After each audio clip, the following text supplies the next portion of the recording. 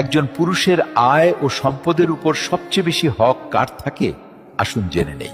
এক হুজুরের কাছে এক ব্যক্তি গেল এবং একটি প্রশ্ন করল। হুজুর খুব সুন্দর করে উদাহরণ দিয়ে উত্তর দিলেন। হুজুর বললেন, যদি একটা পুরুষের কাছে তার পরিবারের কাউকে খাওয়ানোর মতো মাত্র এক বেলার খাবার থাকে, আর সেই সময় তার ঘরে তার মাও ক্ষুধার্ত, তার বাবাও ক্ষুধার্ত, তার বোনও ক্ষুধার্ত, তার ভাইও ক্ষুধার্ত, তার মেয়েও ক্ষুধার্ত, তার ছেলে ক্ষুধার্ত এবং তার স্ত্রীও ক্ষুধার্ত, তখন ওই এক বেলার খাবারটা শুধুমাত্র তার স্ত্রীকে দেওয়া তার জন্য ওয়াজিব হবে, কারণ ওই খাবারের ওপর বাকি সবার চেয়ে স্ত্রীর হক বেশি। অর্থাৎ স্ত্রীর উপর খরচ করা স্বামীর জন্য সদকাও, ইবাদতও, আবার দায়িত্ব।